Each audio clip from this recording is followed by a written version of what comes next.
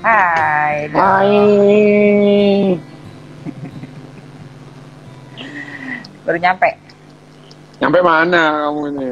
Sampai deket tembok. Di mana lagi? Gitu. Dok, Gimana? malam ini Gimana? ya, malam ini kita bicara soal apa Apa? namanya? Superstitious atau Superstitious. klinik atau tahayul, gitu kan? Nah, sebenarnya kan kita kemarin menyelesaikan soal emotional intelligence. Oke. Emotional intelligence kita akan menyelesaikan social intelligence, tapi sebelumnya diantaranya nanti kita akan belajar dulu membahas tentang moral landscape. Tapi gitu ya, sebelum moral landscape ternyata ada nih sedikit situasi gitu ya yang saya lihat penting untuk kita bahas juga, yaitu soal klinik ini, superstitious ini. Gitu. Halo Desi. Gitu kan. Terus? Nah, halo Des gitu. Nah, superstitious ini sebenarnya kalau aku baca-baca ya dari bukunya Harari misalnya, itu adalah asosiasi gitu ya yang ada di otak kita ketika tumbuh dan berkembang pada saat revolusi kognisi terjadi. Jadi memang udah lama itu ada, dan itu sebenarnya adalah asosiasi. Lalu sebenarnya aku ada banyak nih pertanyaan, tapi itu dulu deh kita mulai. Kenapa sih di otak kita itu ada asosiasi tahayul seperti itu, berkembang seperti itu, gitu ya?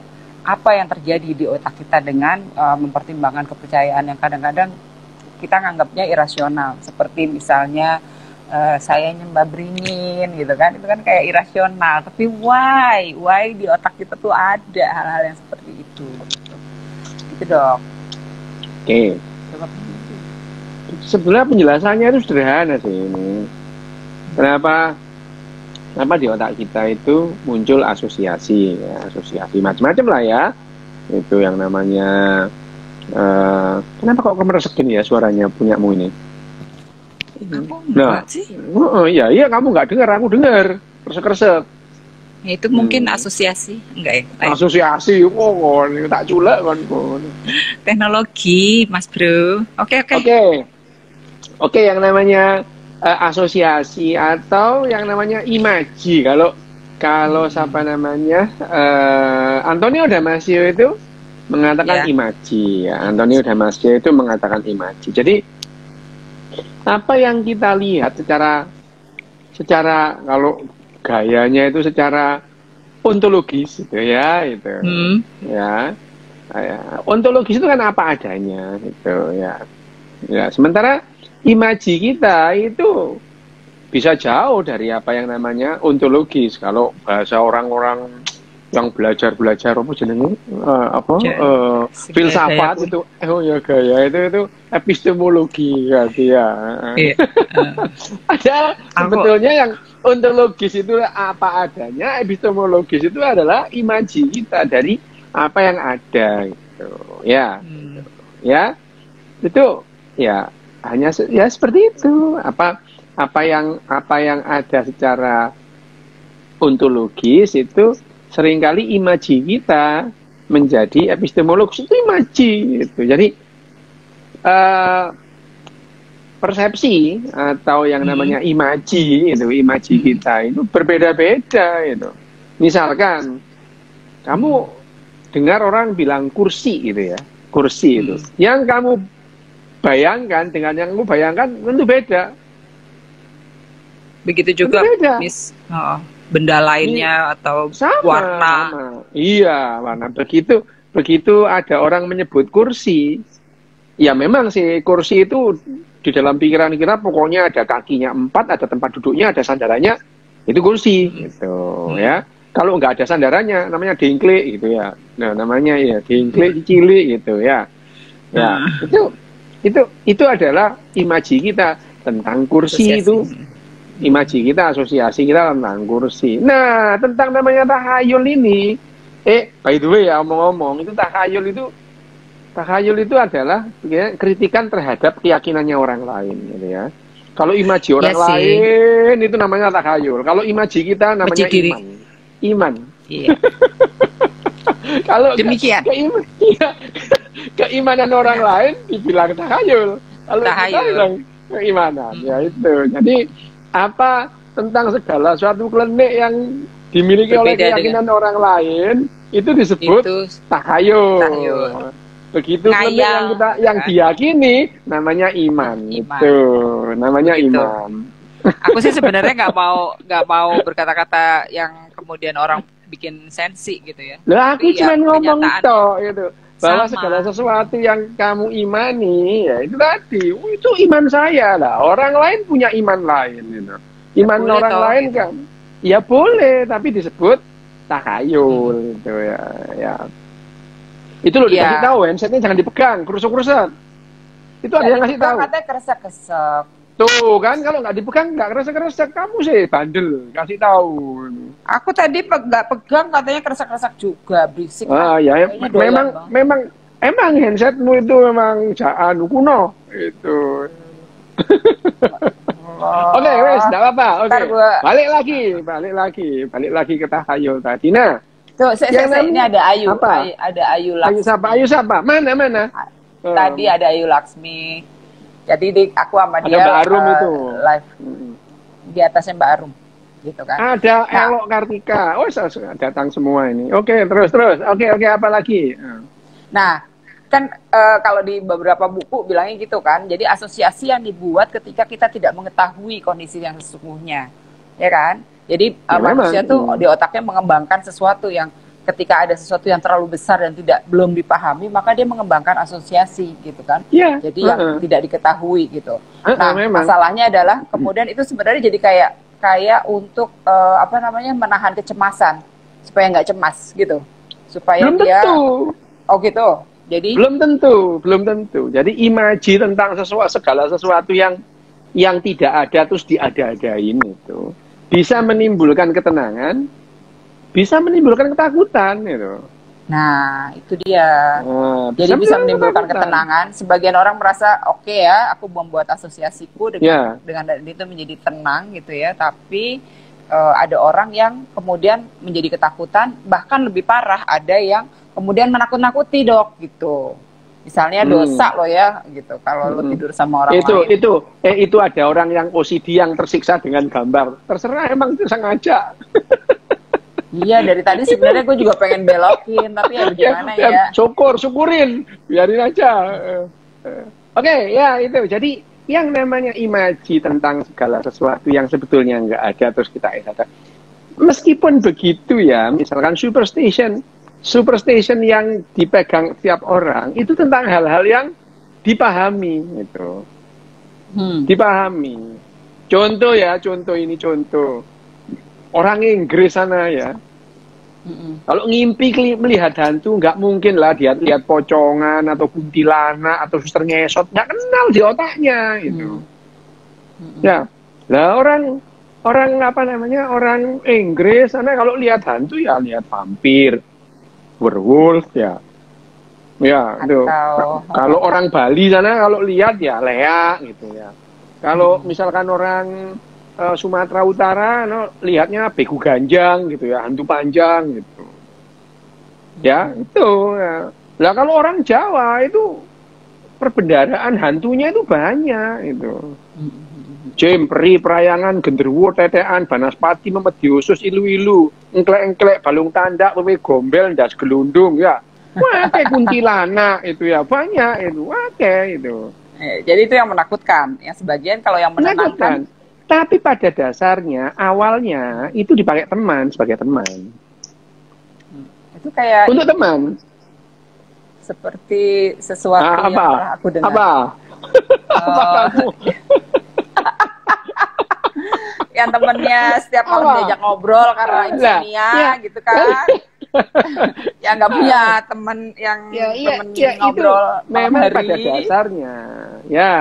dasarnya, pada awalnya orang itu terus kemudian mencari teman khayalan itu untuk menemani dirinya sendiri itu ya.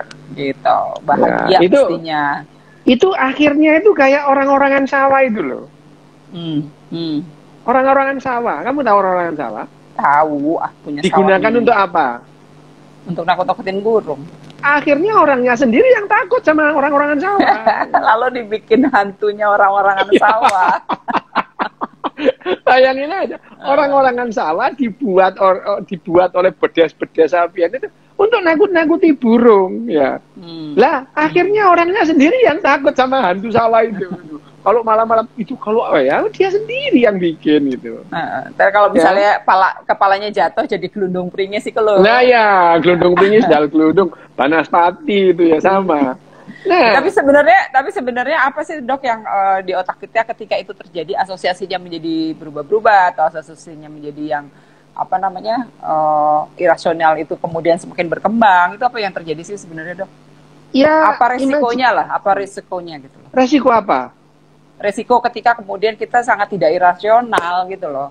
Loh, itu banyak kehidupan manusia itu selama sekian ratus ribu tahun itu memang nggak rasional. Nggak rasional. Dan nggak apa-apa sih, rasionalitas itu tidak membuat orang lebih gila itu.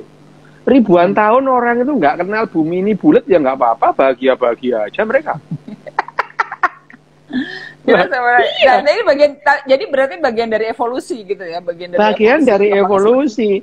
Karena yang dipahami manusia selama ribuan tahun, dipahami otak manusia, itu otak manusia itu tidak penting kok. Yang namanya ini benar atau salah itu tidak penting.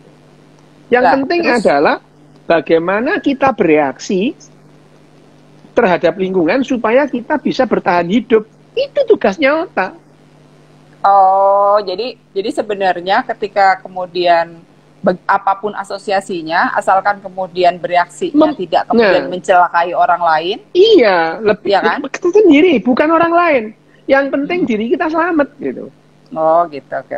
Ya, jadi otak kita itu dibentuk oleh alam ini adalah supaya kita mencari selamat loh, gitu ya.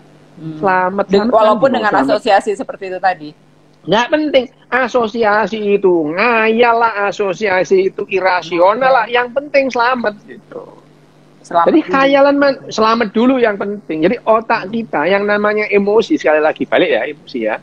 Emosi itu pada dasarnya adalah kemampuan otak untuk melihat pola dan bereaksi terhadap pola itu gitu. Itu pola, yang dilihat itu pola itu. Ada yang bilang survive nih, jadi survival ya. Survive. Jadi yang penting adalah survivability ya, kemampuan orang untuk bertahan, kemampuan individu untuk bertahan ya. Itu adalah emosi. Jadi emosi itu adalah kemampuan atau cara otak untuk melihat pola yang dilihat. Ya, dia enggak algoritmanya lagi. Pola, jadi polanya. Pokoknya yang begini, saya harus bereaksi seperti ini. Itu. Ya. Tapi banyak sekali gitu ya sekarang berasosiasi bahwa ketika kemudian dia tahayul menjadi sangat tidak cerdas kelihatannya. Benar nggak tuh gitu? Nah, tidak cerdas secara rasional, tapi cerdas secara emosional. Ya, secara emosional, misalnya kayak gini. Ketika kamu badannya panas, tapi pergi ke kiai, do you think this is something like cerdas secara emosional atau gimana? Ribuan tahun begitu itu. Ke dukun. Iya, paracetamol itu baru aja ketemu kemarin itu. Obat panas itu ya. Dulu nggak ngerti itu. Orang sakit tipes dibawa ke dukun, ke kiai ya, ke pendeta itu. Ini orang-orang yang paling anti bilang nggak tahu. Kamu tanya apa aja jawabannya punya mereka itu. Ya, tapi kan nggak sembuh, Dok. Lah, nggak sembuh karena mereka juga nggak punya pilihan lain gitu. Ribuan tahun, kamu zaman tahun 1000, katakanlah tahun 1000 gitu ya. Kamu nggak usah jauh-jauh, orang yang dipuja-puja dalam kedokteran sebagai orang hebat itu ya, siapa namanya, yang melahirkan sumpah dokter itu, siapa? Hippocrates itu. Nah, dia itu teori tentang kesehatan itu ngawur semua dan dipegang ratusan tahun itu. Dan mereka nggak punya pilihan lain. Dipercaya orang namanya dokter gitu ya, menyembuhkan. Wah, ini yang namanya, bayangin aja sih siapa namanya, Hippocrates itu bilang, ya, ini apa namanya, yang namanya kesehatan kita itu dibentuk oleh keseimbangan dari 4 cairan tubuh gitu ya. Cairan merah, cairan kuning, cairan lendir, sama cairan hitam. Nah, ratusan tahun ngarang kayak gitu, semua orang ya mengamini aja, iya aja gitu. Tapi kan kalau sekarang udah makin tahu, sudah semakin ada bukti, udah semakin ada science, semakin 4.0 gitu ya. Apakah kemudian orang nggak mau berubah? Apa tetap aja kemudian banyak yang superstisius masih tetap gitu kan? Kayak zamannya Ponari kan baru beberapa tahun yang lalu, Dok, gitu kan. Dan kemudian Ponari, kalau seperti kamu bilang kan, ketika hari ini hari ini nggak percaya sama dukun yang ini, udah nggak mandi, ya cari dukun yang lain. Gimana gitu? Otak seperti itu masih ada. Itu kan maumu itu orang itu yang enggak, orang itu ya. Kamu nggak usah jauh-jauh lah. Kamu kira itu di desa tertentu, nggak usah jauh-jauh. Kamu datang dari Kelebak sana. Kelebak sana itu. Apa di sana nggak ada tahayul? Ya banyak itu. Lebak itu loh, orang Baduy banyak. Jadi yang namanya tahayul atau superstition itu menemani manusia selama ratusan ribu tahun, membuat mereka bahagia itu.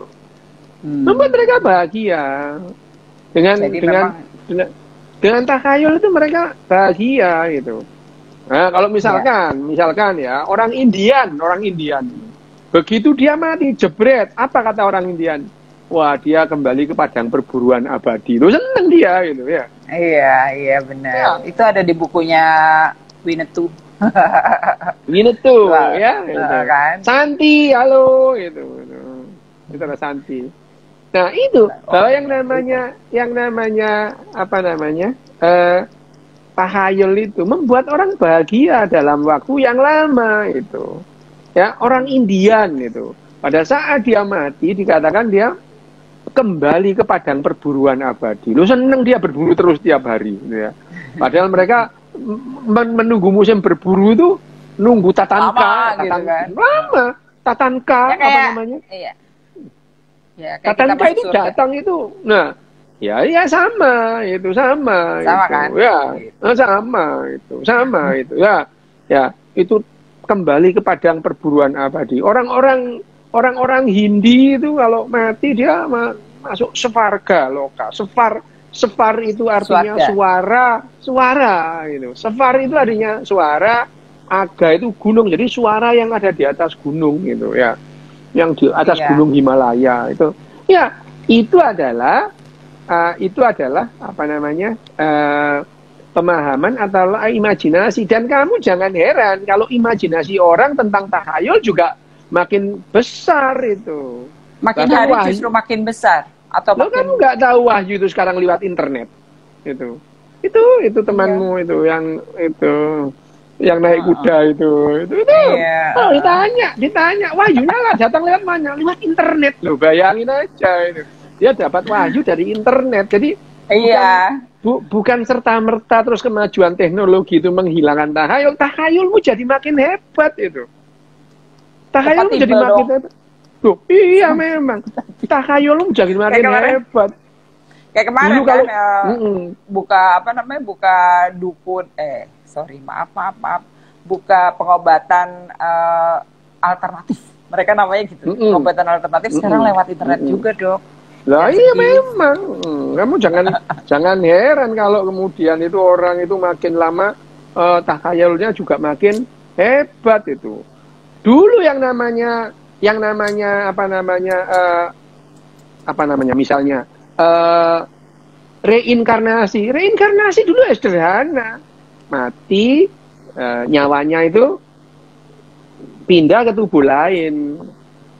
Kenapa begitu? Penjelasannya adalah dulu itu populasi manusia tetap segitu aja gitu.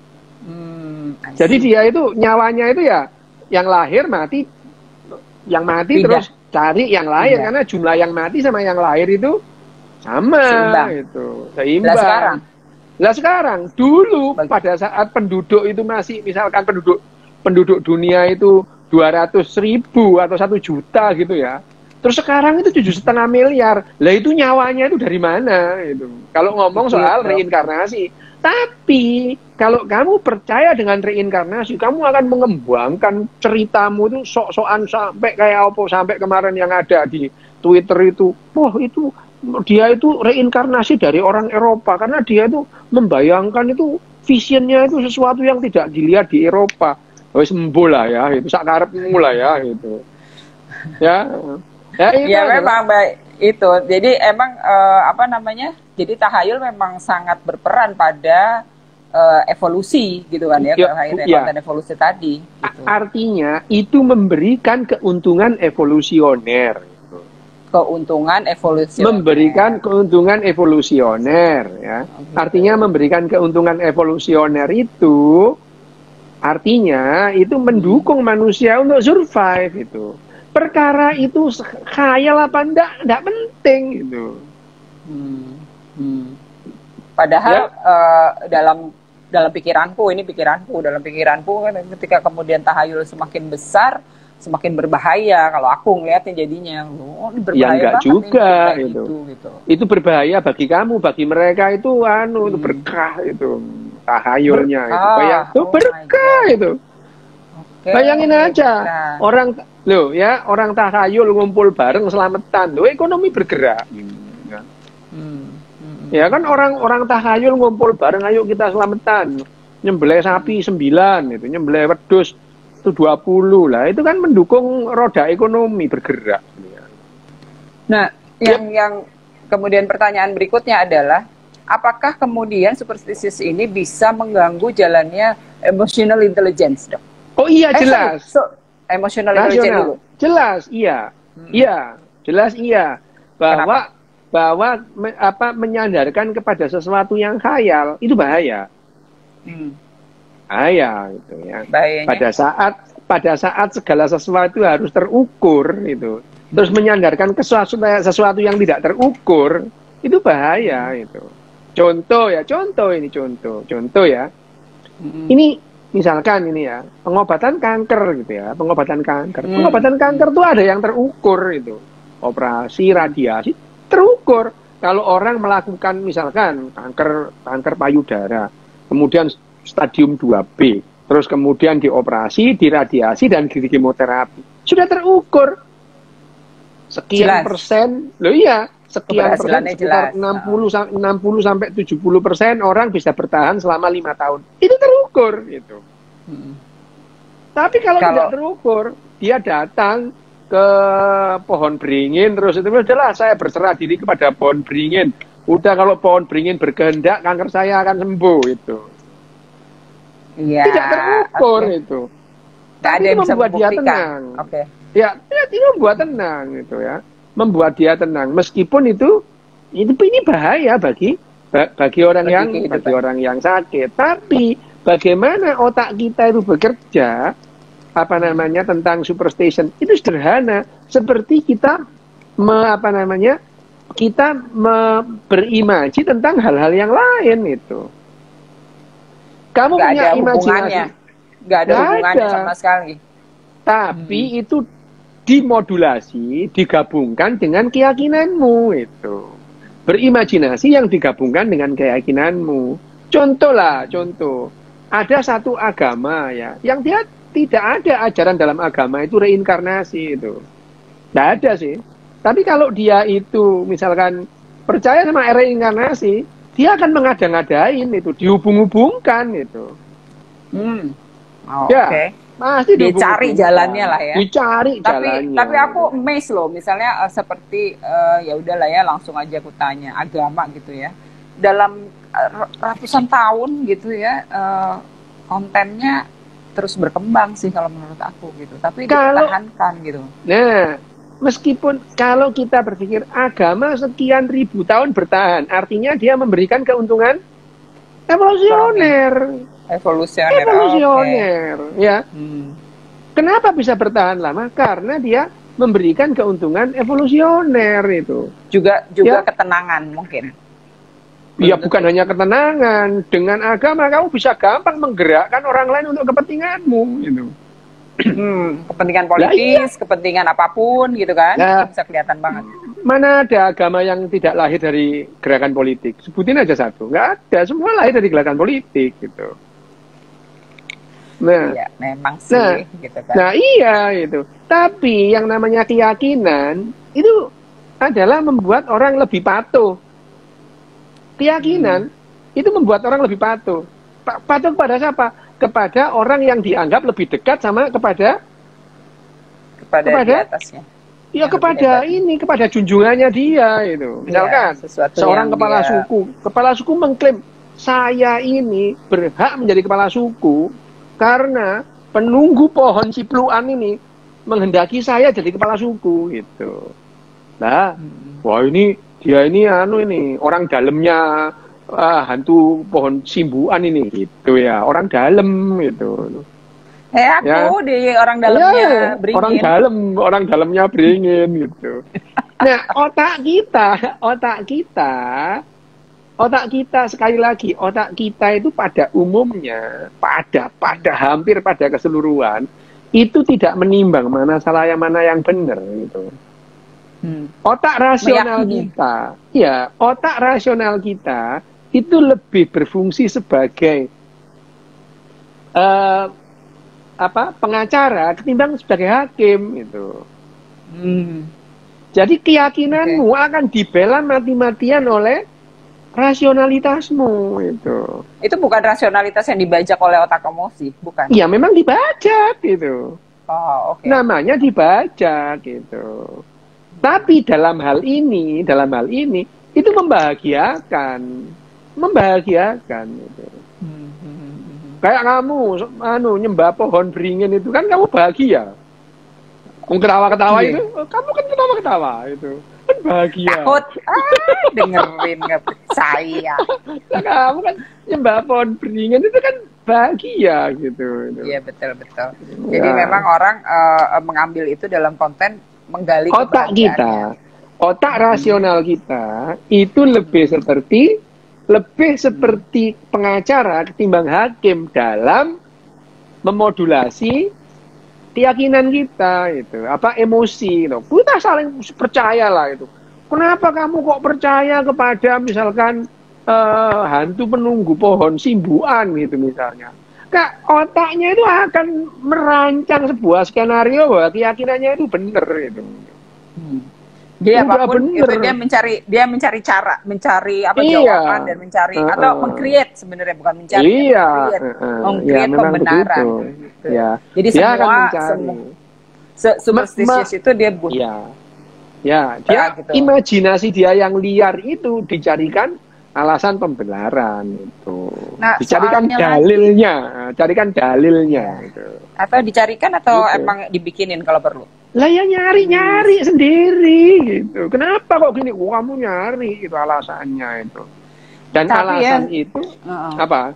Enggak, tapi itu ya banyak sekali kemudian ini menjadi siloing gitu ya. Orang-orang kan beda-beda nih. Setiap orang punya dalilnya sendiri-sendiri, setiap orang kemudian mencari caranya sendiri untuk mengatakan bahwa dia yang paling benar, Dok, gitu. Nah, yang jadi soal sekarang ini ketika orang superstitious, mereka kemudian mengancam orang lain gitu loh dengan konten yang tadi kan membahagiakan. Gitu. Tapi yang sebanyak sekarang mengancam gitu. Misalnya kayak yang kemarin sering kali dikatakan bahwa kamu jangan minum bir karena kepercayaan saya tidak memperbolehkan itu kan trespassing gitu kan. Nah tuh dia minum deh. Nah makanya kan aku bilang kan terjadinya malah jadi seperti itu gitu. Jadi nggak cerdas dong secara sosial akibatnya. Tidak cerdas secara sosial tapi kepentingan otak kita di awal itu nggak ngurusin sosial gitu, ngurusin keselamatan diri sendiri gitu. Otaknya ya sama, otaknya burung itu mana mikir temennya, ya nggak usah itu. Bagaimana temanku nanti nggak punya pikiran kayak gitu. Otak burung belum dibekali dengan kesadaran ya. Nggak ada kesadaran dalam otak burung.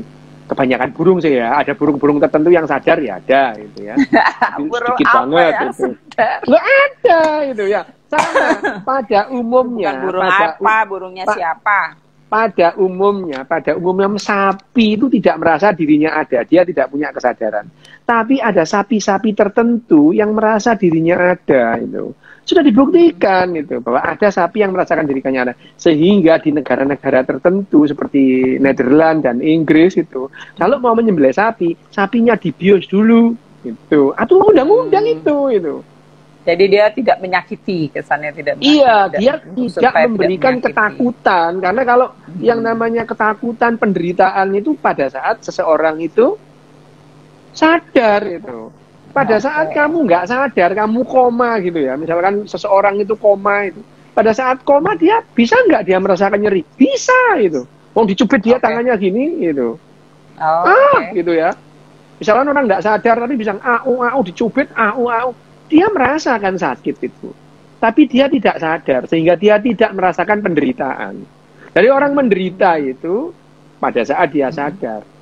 Pain, nyeri itu adalah satu hal. Penderitaan adalah hal yang lain itu.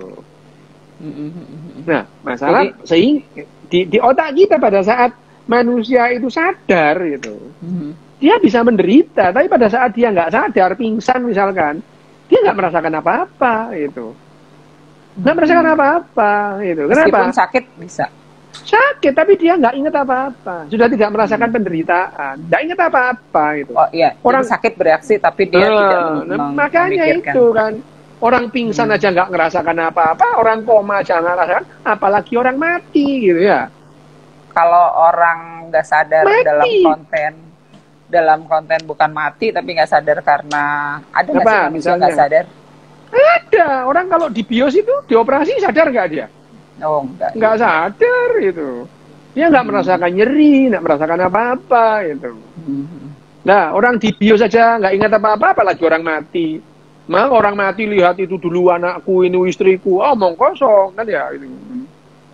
Dorong taknya udah rusak itu. Tapi banyak yang berasosiasi seperti itu tuh. Nggak apa-apa, itu membahagiakan itu. Pada saat seseorang itu merasa bahwa mati itu bukan hanya sekedar mati, hanya pindah aja, itu sudah tenang dia, aku nggak mati gitu. Tenang gitu. Aku nggak mati, nanti aku pindah kemana? Ke apartemen, misalnya ya itu. Misalnya. Jadi hantu penunggu apartemen. Lah iya. Gitu. Oke. Nah, yang aku lihat, yang aku pelajari itu sesuatu yang kadang-kadang mengganggu sebuah tatanan nilai dan bukan tatanan nilai, tatanan yang swarm intelijen itu tadi.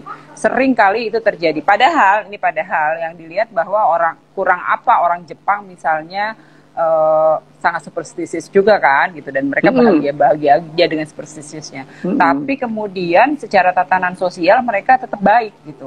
Nah, kebalikannya dengan di sini banyak sekali hal yang menurut aku mengganggu gitu dalam konten tatanan sosial, swarm intelijennya terganggu banget. Ini gimana, Dok? Indikator apa sih yang membuat mereka itu menjadi yang berbeda? Ya, kamu ngomong orang Jepang ya. Orang Jepang deh, orang Jepang misalnya. Orang Jepang itu kliniknya juga luar biasa mereka itu. Klinik mereka itu. Parah kan? Tapi kliniknya itu dipegang sendiri, nggak ngajak-ngajak orang gitu. Nggak ngajak-ngajak orang gitu ya. Misalkan nyembah dengkulnya Buddha kayu, ya nggak apa-apa. Orang lain ya. Dia nggak akan ngajak-ngajak orang lain. Kamu sudah nyembah itu belum? Gitu enggak itu. Mereka simpan kliniknya itu untuk dirinya sendiri. Gitu. Nggak ngajak-ngajak. Tidak hanya ngajak, kadang nyuruh kan kalau di sini. Lah iya itu. Maaf ya, aku cuma mengingatkan. Kamu sudah ngelus-ngelus patung Buddha belum? Nggak pernah gitu orang Jepang gitu. Maaf ya, kamu udah salat belum? Maaf ya, sekedar mengingatkan, kamu sudah megang patung Buddha belum? Nggak pernah ada kayak gitu. Karena mereka paham itu adalah wilayah privat itu. Bagi orang Jepang itu, yang namanya keyakinan itu wilayah privat. Tidak layak untuk diumbar dan tidak layak untuk nge-share keyakinannya dia gitu. Sebenarnya ada beberapa keyakinan malah ini bukan hanya men-share, malah mewajibkan gitu ya. Jadi seolah-olah kan kamu tanya bedanya ya itu. Oke. Kan kamu tadi tanya bedanya kenapa orang Jepang itu kliniknya luar biasa, tapi kok sosial intelijennya baik. Nggak rese itu, iya. Karena memang beda, keyakinannya juga beda. Keyakinannya mereka, pengetahuan mereka bahwa keyakinan itu adalah untuk pribadi, untuk dirinya sendiri gitu ya. Untuk dirinya sendiri, bukan untuk orang lain. Bahwa kamu percaya bahwa ngelus-ngelus dengkulnya patung Buddha kayu yang ada di kuil Nara itu bisa membuat dengkulmu sehat. Iya, terserah kamu itu. Tapi ya nggak ngajak orang lain. Ayo, kamu kalau nggak ngelus-ngelus dengkulnya Buddha ini kamu kafir kamu misalnya gitu ya. Itu udah ada. Itu bedanya itu. Jadi memang berbeda keyakinan pada satu populasi, satu budaya itu beda itu. Meskipun ya dulunya kan manusia ini kan ada jejak-jejak di otak kita itu.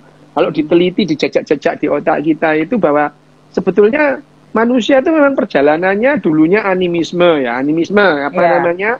Animisme, bahwa nyembah itu pohon kan? Bukan nyembah itu. Salah, kalau animisme itu nyembah itu salah itu ya. Animisme itu orang itu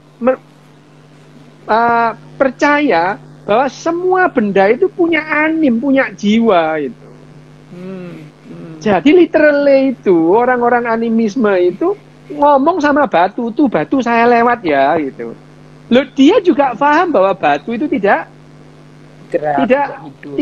akan memberikan respon, tidak ngomong. Tapi bagi dia itu sudah cukup. Permisi ya batu, saya mau lewat gitu. Orang yang punya animisme itu juga nggak punya kepercayaan bahwa batu itu bisa balas dendam gitu. Ya enggak itu. Tuh batu saya pinggir ya itu. Nek lewat ya. Nah, terus kalau kemudian dia terus mau makan apa namanya pohon mangga, aku minta buahnya ya. Habis makan ambil terima kasih ya. Loh, sebetulnya dia ngomong sama dirinya sendiri gitu. Oh, kayak yang sering you lakukan kan? Oh, kamu tak ajar loh kamu ya. Kamu tak culek matamu kamu. Kamu kan sering bilang terima kasih sama kentang. Ya udah sih. Bayangin aja, aku makan kentang itu. Kan berarti kehidupan kentangku ambil untuk melanjutkan kehidupanku. Aku bilang terima kasih ya wajar dong gitu. Lah ya iya, aku bilang makanya. Kayak kamu suka bilang terima kasih kepada kentang. Nah, anim itu semua punya jiwa itu. Punya jiwa itu. Terus lama-lama mereka mikirnya adalah bukan batunya punya jiwa. Batu itu ditungguin oleh sesuatu itu. Roh penunggu batu. Ini jadi kayak evolusi dari asosiasinya itu sendiri gitu ya. Iya, itu juga. Oke. Lama-lama itu banyak Tuhan penunggu, beringin maneh gitu ya. Tuhan pembuat. Ya, apa karena sih, misalkan ya, orang Yunani kuno, dia nanya, ini petir nih kok bisa ada petir ya? Nah, mereka membuat Tuhan yang menciptakan petir gitu ya. Iya. Sama juga yang membuat itu yang menciptakan Zeus itu. Zeus itu menciptakan petir dan Hercules. Hercules Pokemon. Pokemon. Kamu ya.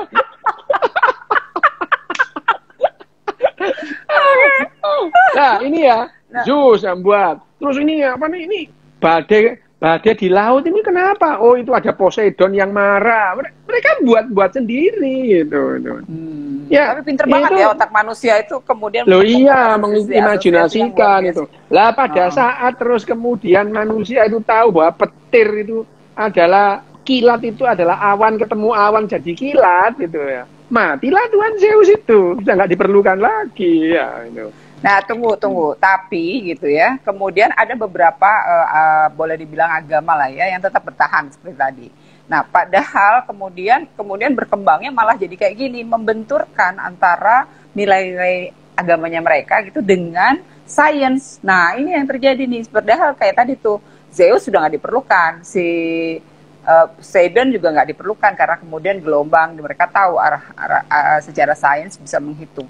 Nah, kenapa nih sekarang zaman sekarang justru banyak orang yang masih membenturkan antara nilai-nilai sains antara sains dan juga antara soal klinik itu tadi gitu. Itu ada namanya alien itu gimana? Oh ya, alien gimana? Isu alien itu ada, isu tentang alien itu ada setelah Perang Dunia Kedua, setelah yang namanya manusia itu punya pesawat. Sebelum ada pesawat, kita itu nggak punya yang namanya isu tentang piring terbang, itu nggak ada. Piring yang ada itu adalah setelah Perang Dunia Kedua, ya. Setelah kita punya pesawat, baru kita punya yang namanya hoax atau mitos tentang piring terbang. Sebelumnya nggak ada itu. Ya. Nah, sampai ada yang sekarang bilang bahwa yang namanya UFO adalah mata-mata Dajjal. Ya itu sudah. Itu. Loh ya. Bedanya sama percaya sama kentang ya nggak sih? Superstitionnya itu dipercanggih dengan pengetahuan-pengetahuan baru. Jadi pengetahuan baru itu bukannya menghilangkan superstition, tapi mempercanggih superstitionmu. Oke. Jadi makin parah. Nggak usah jauh-jauh. Ada pengarang buku yang namanya Erich von Däniken. Walah itu ya, Erich von Däniken. Itu ada bukunya yang paling itu tahun 60 itu disebut The Gold of God gitu ya, emas para emas Tuhan itu. Wah, dia itu menceritakan bahwa yang namanya ditulis itu buku tuh aku baca sampai selama baca tuh getem-getem pengen tak bakar aja buku ini itu ya. Buku itu dipercaya banyak orang gitu ya, Erich von Däniken itu, bahwa yang namanya piramid yang ada di mana? Di Mesir, dengan piramid yang ada di di Amerika Selatan itu berhubungan itu. Dibentuk oleh Maya dengan orang itu sama orang India, orang Mesir. Goblok banget ya, itu tahunnya beda jauh gitu ya. Lah, tapi banyak orang yang percaya gitu. Banyak orang yang percaya bahwa yang namanya piramid yang ada di Mesir dan piramid yang ada di Amerika Selatan itu Peru. Itu adalah bangunan yang dibuat oleh entitas yang sama, UFO. Kurang ajar banget ya. Bahkan patung-patung di Pulau Pasca itu juga diklaim Erich von Däniken sebagai UFO itu yang gede-gede itu, yang kemudian ada badannya. Baru kemudian banget. Padahal itu baru tahun 1700 itu dibuat itu. Tapi ada juga tuh yang percaya sama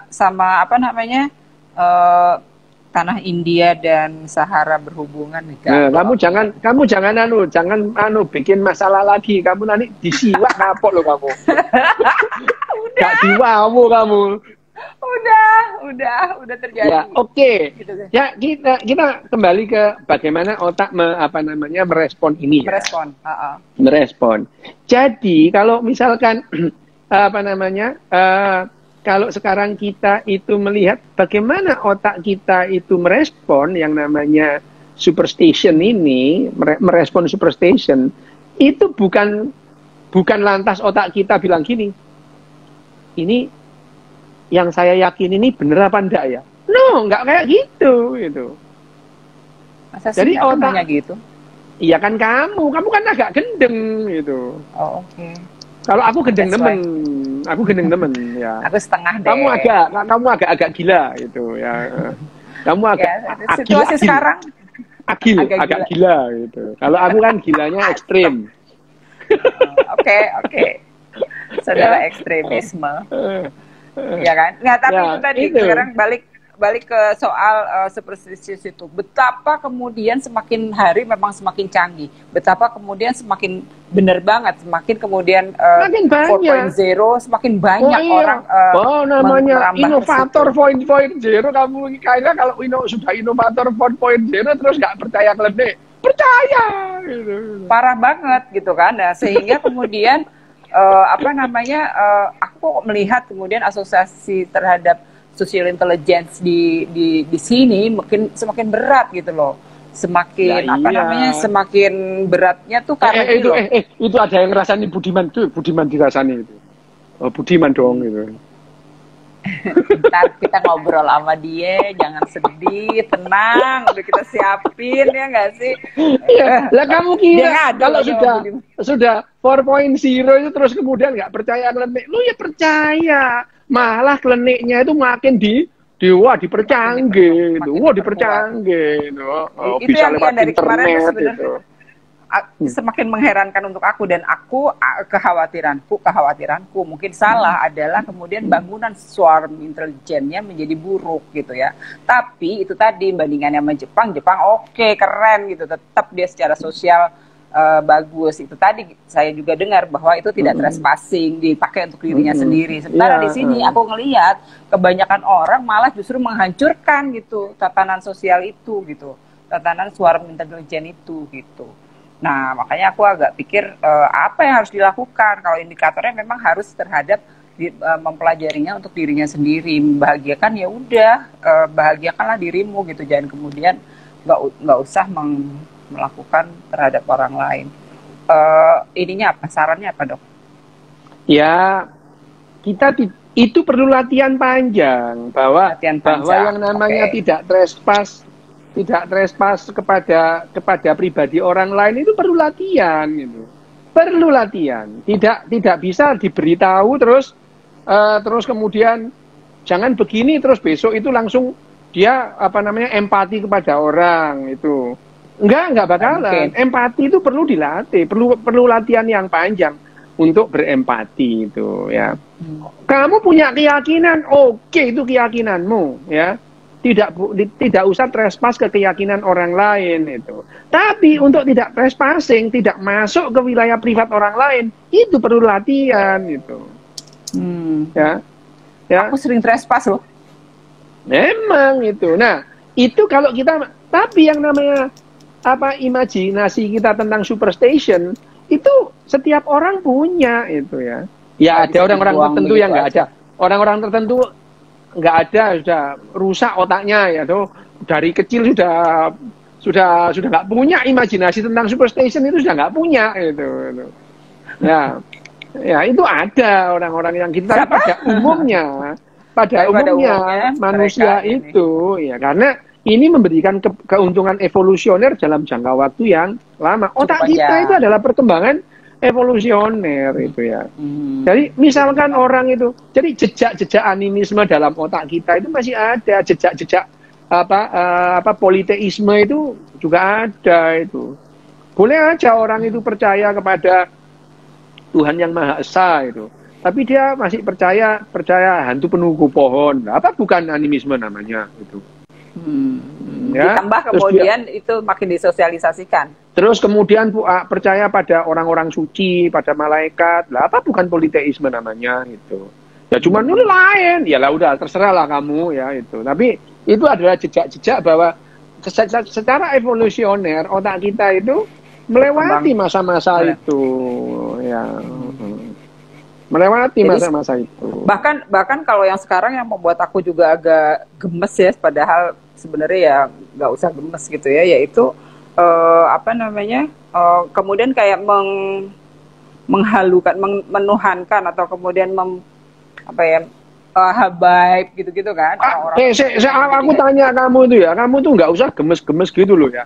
Kamu itu ngasih tahu orang tentang emotional intelligence, ada hal-hal yang tidak bisa kamu kontrol itu. Lah ngapain kamu berusaha ngontrol orang lain itu? Aku nggak ngontrol, kaget. Lah itu tadi kesel tadi itu apa? Kesel itu tidak pintar secara sosial. Nah iya, kesel itu kan kamu merasa orang lain kok nggak gini ya, orang lain kok nggak gitu lah. Ya kamu sendiri yang capek itu. Apa yang dikatakan orang lain, apa yang diyakini orang lain, apa yang dipikirkan orang lain adalah sesuatu yang di luar kontrolmu itu. Ketawain aja nggak apa-apa daripada kamu kesel. Bete sendiri gitu. Nggak bete, cuman begini nih. Lah kesel apa namanya? Kesel itu apa? Apa namanya, bahasa kita agak berbeda mungkin ya. Lah terus apa? Kamu kesel ngapain? Ayo, kesel sama orang yang ini apa ngapain? Ayo. Karena mereka orang-orang yang kemudian menghancurkan orang lain, yang itu yang di depanku. Apakah kemudian aku diam aja? gitu kan, itu kan Ya, berbahaya oke. untuk aku. Misalnya Ya. kayak itu tadi, misalnya kayak, hey, Kamu you have berani to, kamu berani itu ada kluk-kluk stand pote-pote itu terus kamu nggak menghadang, ya kamu dibantai lah sama mereka gitu. iya iya itu. Tapi yang paling aku ini tuh resah tuh misalnya kayak waktu itu saudaraku tuh apa namanya kanker payudara dok, dan kanker Oke, payudara ya. setengah mati kalau aku ajak untuk ke rumah sakit nggak mau, dan dia pakai daun-daunan gitu kan, yang menurut aku ya ampun please deh gitu. Gitu. Jadi kadang-kadang tuh apa gimana? Memang nggak bisa maksa dia, nggak bisa. Cuma kan apa? eh, Sementara aku tahu gitu, dan aku harus kasih tahu bahwa di ini dong diobatin udah lama gitu kan, bisa dilakukan. Karena kemudian mamah juga mengalami itu, tapi sempat bersih dulu gitu. Walaupun kemudian recurrent ya beberapa tahun kemudian, tapi kan menurut aku ya Lah, itu ya, itu dia itu. Lah kamu ke kira dukun, ya ampun Lah, gitu, sedih iya, aku orang gitu. percaya kok ya. Kan kamu sedih lah, ngapain lo kamu sedih itu ya? Ya wis lah, karpe ngono kok gitu itu. Ya kalau Ya, kamu mati sakit sih. jangan ke dukun gitu itu. Tapi dia bilang ya, alah nanti semua orang juga mati gitu. Ya itu Ya, emang dia ngomongnya bener persis itu. gitu. Emang bener itu kapung mati itu. Tapi kalau bisa disuruh milih, kalau bisa mati besok ya jangan mati sekarang gitu. Bisa mati lusa, jangan mati besok. Bisa mati tahun depan ya jangan tahun ini kan gitu ya. Gitu.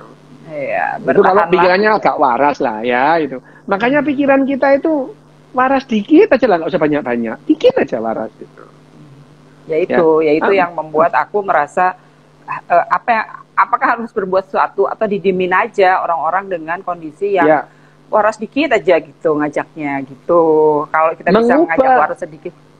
Mengubah kultur satu apa namanya satu populasi, society, satu populasi itu perlu satu generasi minimal. Oke. Berarti anak-anak dong yang kita ajarin. Iya. Dan kalau anak-anaknya dengan ibu-ibu semacam kita kan berarti kan harus kitanya juga dong dok mulai untuk melakukan sesuatu. Apa?